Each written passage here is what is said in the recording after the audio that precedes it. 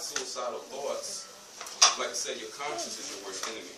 You will critique everything about yourself. I'm fat, I'm ugly, nobody wants me, I can't take care of my kids, my family doesn't talk to me. But it can be that one little voice in your head that says, you got a purpose here, right? So, everybody could have had reasons for suicide based off of appearance, based off of financial situations, based off of being accepted into life. I did a little bit of research before I came up here, and I know like 2013, suicide was the 7th leading cause in America for death. 77% of males are more likely to commit suicide than females. Because well, for male, you know, you're prideful, you got a little bit of ego. If you got a girl and you can't take care of her, you got kids, you can't take care of them, it weighs up on you. So then your girl might be fussing at you 24/7, like, how come you can't get a job? This, that, and the third. It's hard out here. So I really want to speak to the males here, but I also want to speak to the females, because in today's generation, you're seeing a lot of females with big butts and extra attributes about themselves, and you might question yourself and feel like that you're not adequate enough for a guy to try to talk to you. Well, most guys nowadays, they go off the visual instead of actually trying to figure out what the woman is about on the inside of her mind. I miss the old 1980 versions of when you could go on a date and there was no cell phones and you just talk and get to know the woman. But now in today's society, you can try to get at a girl on Facebook or just inbox her, and it's that easy because a lot of females have low self-esteem, but also a lot of guys do too. So, that was the first time I ever had a suicidal thought, and I was actually wanting to go out with it, but I felt like I was talking to me then. My second time was when my cousin got killed, and I felt like it was my fault, and everybody blamed me. You should have been there with him. He should have went down to the rocks himself. So I tried to take an ice pick and stick it in my wrist, and for some reason no blood came out, and my mom came in the bathroom because she heard me yell, and she said what was wrong, and I lied to her about it. And it's crazy how, like, with your mom, if anybody in here still has a mother, that's the best person to talk to if you're having these type of thoughts. I think to this day my mom knew what I was trying to do, but she said you must have slipped up and fell down on this, but why would I have an ice pick in the bathroom with me? So I took my cousin's death very, very hard because I was supposed to be there, and I wound up showing up late. And when I showed up late, he had an altercation, and he was found in the James River. So that was my second attempt. Third, I started getting more into God, so there would never be another third attempt. Only thing I really want to say is that you got to learn to love yourself. You got to learn to understand that if you have these thoughts, it's a trickle-down effect. It's not just only going to affect you, it's going to affect, if you kill yourself, and that's your mom's going to take it to heart. Your mom take it to heart, all her friends that's in the room, they're going to look at her like that household might not be stable. If everybody's looking down on it, you never know if your mom might take it upon herself because she lost you, that she might want to do the exact same thing, especially when you lose somebody close. I have a 3-year-old daughter, and if anybody ever touched her, anything ever happened to her, it's going to turn to Afghanistan, because I love my kid to death. So, does anybody have any questions or anything, or any comments or statements, or? Okay. Just so I can understand, I personally, I haven't really had issues with suicide. It was more like at my wit's end. So when I hear about it, it's difficult to comprehend wanting to take it. You dealt with depression? Absolutely. Okay, but so it was never me wanting to take my own life. Now I might have said, Lord, don't let me wake up in the morning. You know what I mean? That may have been exposed as a kid, but as far as doing it myself, I've always been too afraid to, basically. yeah, so my question is, when you don't, how was it dealing with it when it's taboo amongst our community? Suicide, even though we do it, is not something that we really admit to. true. You know, just like with mental issues, we don't admit to having depression or, you know what I mean? So that's one thing that I've learned that about like our community. I don't want to say white and black because I meet people that are more black than, I meet white people that's more black than most black people that I know. But in our society, it's a lot of things that you got to think of. If Officer White killed Mr. Black, we're going to march, we're going to protest, we're going to be pissed off, we're going to say, oh, we need justice.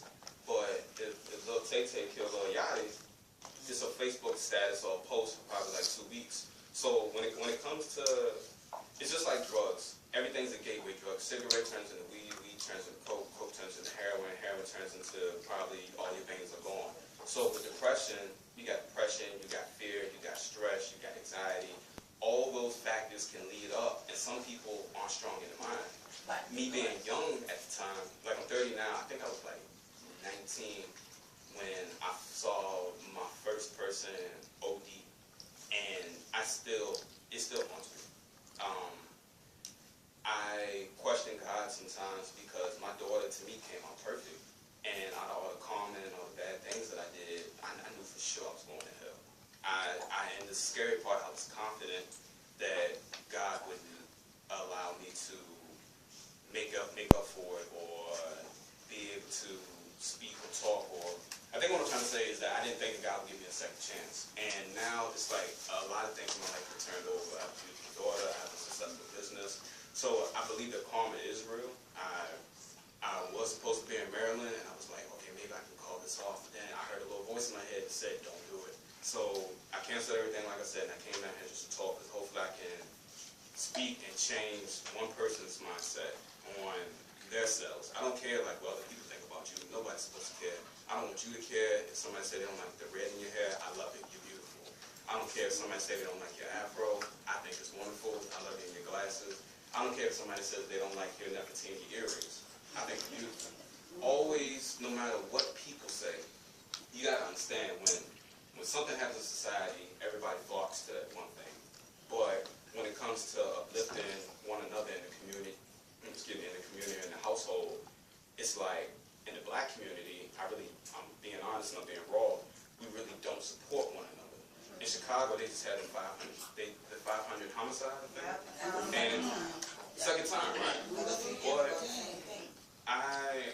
one thing I hate about my business, since I'm a graphic designer, is when people contact me and ask me to do a recipe shirt. If I had a good week, I won't charge you at all. I hate doing it. I hate meeting with the mothers and seeing the tears in their face. I hate going to the actual funeral and seeing like a young 16-year-old laying in a casket, and then it hits me like, I didn't even want to have kids. I only got one daughter. But I had to bring her into the world knowing that the world can go against her. She can take her own life, somebody can take her life.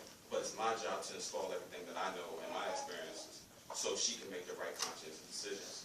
So back to your question, when it comes to like in the community and everything, I think it's fearful. Like it's fearful when people talk about homosexuality in the household.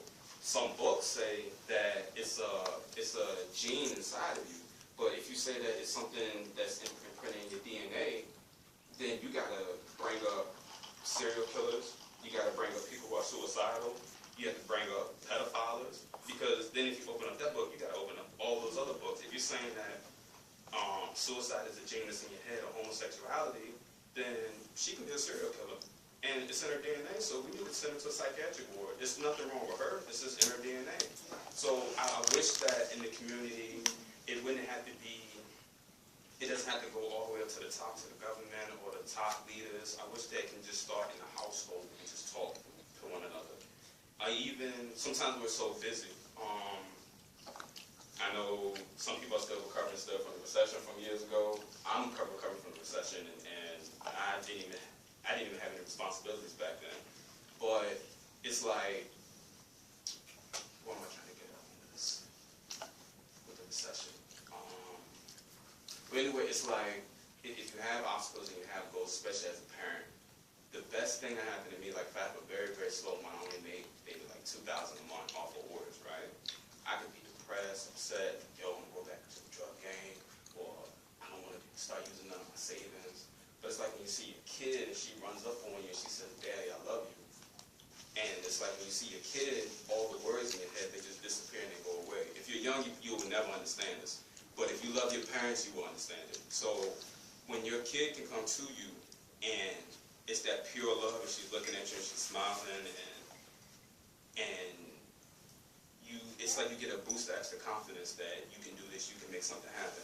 And by the glory of God, things do happen to where I'll get an email saying I get a website, and I quote them $1,500, and that's enough for me to do everything I need to do. So God talks to you in amazing ways. If it's through other individuals, if it's through you seeing something, reading something, somebody coming down here who you never met before, it's remarkable. I never really been a man of faith or was into like church, like talking about it. My grandma used to force me to go to church and everything. But once you start going through obstacles in your life and you start embracing yourself about what you can do and what you can become or what you can be, it's an amazing experience. If you can sacrifice who you are today for who you can become tomorrow, that's the greatest gift ever in life. So, any other questions? We have another speaker here. Thank you so much, Mr. Lewis. I appreciate it.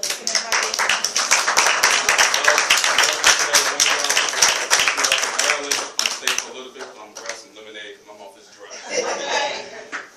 All right. Thank you so much for sharing your story. It was very enlightening. We have also here to speak, motivational, Mr. Craig Riley. How's everybody doing? All right. I would just like to first thank Ambition for giving me the opportunity to speak to you guys. Once I'm done, I have a little document to hand out to you guys. It's basically 5 quotes, sayings about suicide. Whenever you feel like there's a thought in your head, you know, you can make sure you put this sheet somewhere that's visible. Any thought come up in your mind, you put it on the refrigerator. Walk past you, see what I'm talking about. It's 5 what I thought powerful quotes. All right, how's everybody doing today? Everybody doing good, feeling good? All right, first thing I want to talk about, I have a few quick stories for you of some friends I've known who have dealt with suicide. First one I'm going to talk about, first thing I'm going to do is a little icebreaker. Anybody had a rough week, maybe a bad day, maybe something just didn't seem right, didn't go your way? What I want you to do, take your hand, put it on your heart. Can you feel it beat? Yeah? You still here? Right? We're here for a purpose. Everybody understand that? We're here for a purpose, so don't give up. Whatever's going on, never give up. All right? The first thing I want to talk about, a friend of mine, this was back when we were in high school. Everything was fine, you know. I found out that she came home one day, perfect family, big house in the suburbs, you know, everything is fine. She comes home one day to find her mother dead. Her mother had a nice government job, 6 figures, you know, and she comes home, finds her dead, you know. Her mother didn't reach out to anybody, didn't talk to anybody. Whatever she had going on in her mind, she held all that stuff in. So for her daughter to come home and find her, now, you know, this lady has graduated from college, she's gotten married. Her mother wasn't there for none of that, you know. So if anybody has anything going on, the adults in here, especially young people, make sure you open up and talk to someone. Because sometimes you have this stuff bottled up, all these thoughts, it's just too much for you. Talk to someone. Don't feel less of yourself. Not talking to someone is crazy. All right? Talk to someone, whoever you feel you can confide in. Like the young man said, talk to your mother. You don't think you can talk to your mother. You got a close aunt, cousin, grandmother. Just talk. It's always good to talk. You'll feel so much better when you get things off your chest. But like I said, with this young lady, she's doing fine there at work. Her mother wasn't there for the wedding. Her mother wasn't there, you know, for the birth of her daughter. You know, things like that. The next one I will talk about, I'm trying to move a little quick here. I have another friend. Her husband was in the military. 3 beautiful children. She comes home one day. He's away for leave. You know, he's came back home. She finds her dead. 3 kids. Imagine that. Mother, young black mother, 3 kids. Husband had a lot going on. Didn't open up. thought he was taking the easy route, the easy way out to kill himself. Now he has 3 children who have to grow up without a father. Has a wife who have to raise them. You see what I'm saying? So it's very important that we always open up and speak to someone. No situation is too small, no situation is too big. Just make sure you open up and talk to someone. All right? Moving on along. Next thing, I have a little cousin. Can't give his name, you know, but he's dealing with some things with him. He wanted to commit suicide, you know, and by the grace of God, he's still here. It's a work in progress every day. And I know some people may be having some thoughts. You know, you might get that thought in your mind. It's normal. Nothing's wrong with that. Everybody gets a thought because everybody's going through something. Just know everybody's going through something. They may act like there's nothing going on. Their world is so perfect, but believe me, they're going through something. All right? But I can't stress it enough. Just make sure you keep talking, keep communication with whoever, so you will feel so much better. You know, I worked in the Richmond Public Schools system for 5 years. My last stint was teaching I taught at Oak Grove Middle, but I taught at Mosby Middle School. They call it MLK now. I was there only for a year, and that year I was there alone. I had about 6 students who came to me. One young lady I can remember in particular, brother got shot in the head. He lived in Mosby Court. They don't know what happened. Young victim out, you know, in front of the house, shot in the head. So imagine her coming to school the next day. Her mother told her to come to school because it was just too much for her going on at home. And she come to me, Mr. Brady, my brother got killed last night. What am I supposed to do? You know, as a teacher, you wear many hats. You know, you're not only the teacher, you might be a positive role model for them. Sometimes you got to be the nurse. Sometimes you got to be their counselor.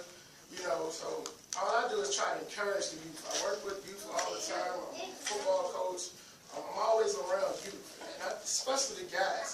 I try to encourage the young guys because it's easy to get into the wrong thing, especially the black men. Quick money, that type of stuff. We all know quick money. It might seem fine. You might can get things quicker than other people can. All the shoes and clothes, that type of thing. But somewhere down the road, it's all gonna catch up with you. It's all gonna catch up with you. I have a few buddies I went to college with. They're not here now. Some of them have died. They're trying to make quick money. Some of them are locked up now. They're trying to make quick money. You see what I'm saying? So to you, just talk. Talk about what's going on. Don't make a situation bigger than what it's supposed to be. It could be anything. Somebody picking on you at school. So you find a gun and take it to school. Well, now you've really messed up, right? You took that gun to school, you're probably going to get a charge. Anybody else that's out of school, like I said, it could be anything. Maybe you can't pay your rent or your mortgage this month. Maybe your lights got cut off. Something like that. You got to think, is it really worth taking your life? Especially if you have kids. Don't take the selfish way out.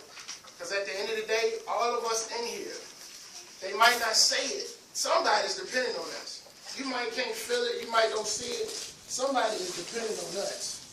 You got to understand and believe that somebody is depending on you to pull through for them. Like the young man said, he has a daughter, I have a 5-year-old daughter. And I couldn't even put that thought in my mind to leave her hanging, you know, for her to grow up without a father. Like I said, all of us are going through something. It's the way of the world. If nobody was going through nothing, why would we need to call on the Lord? You see what I'm saying? So if you weren't going through nothing, why would we need to call on him? He puts us through certain things. You know, you gotta really understand that thing. Young man said he tried to, you know, with the ice picker, no blood came out. It was a reason for that. You know, you might think it just wants your time. God knew what he was doing. He puts us through things for us to come through it. Everybody understand that? In order to come through something, you got to go through it, right? That's just how it is. The next thing I want to talk about is a quote. I'm real big on quotes. Quotes normally help me get through the day. And this particular quote, they say it was by Albert Einstein. I never heard the quote from him reading his stuff, but it says, if you never make any mistakes, you can never try anything new. Everybody understand that? If you never make any mistakes, you can never try anything new. Dare to be different. Just be different. You don't have to be like everybody else. I know it's hard in the school system, that type of thing. Even in college, some people are fortunate than others. That's just the way it is. Nothing you can do about that. But you don't have to be like them. Be different. When the Lord blesses you, He will bless you in His own way, in His own timing. A lot of times we get caught up in wanting stuff right now. Going back to the rent being paid, that type of stuff. We didn't have the money, He's making a way for it. But don't take your life or have that thought in your mind. Just talk. That's all you got to do. Talk to your mother, your father, your grandmother, anybody. If you don't feel like talking to them, go get some professional help. Don't just leave this stuff bottled in. When you leave stuff bottled in, that's when everything else starts to fall downhill. So if I could tell y'all anything, if y'all heard anything else from me today, just make sure you open it up. Find somebody that you can trust and talk to them. Talk to them about everything. Talk to them about everything. Talk to them about the good. Talk to them about the bad. Because you never know what advice they may have for you to be life-changing for you. So that's my thing to y'all. Just reach out to them. Talk. Anybody got any questions for me or anything? Everybody good? All right, well, I'm going to hand out these papers. Like I said, it was 5 powerful suicide prevention quotes and sayings. So if you would like one, let me know, and I'll give them out to you. Pass them out. All right. All right, well, everybody, I want you to go ahead and clap and say, I want to thank you.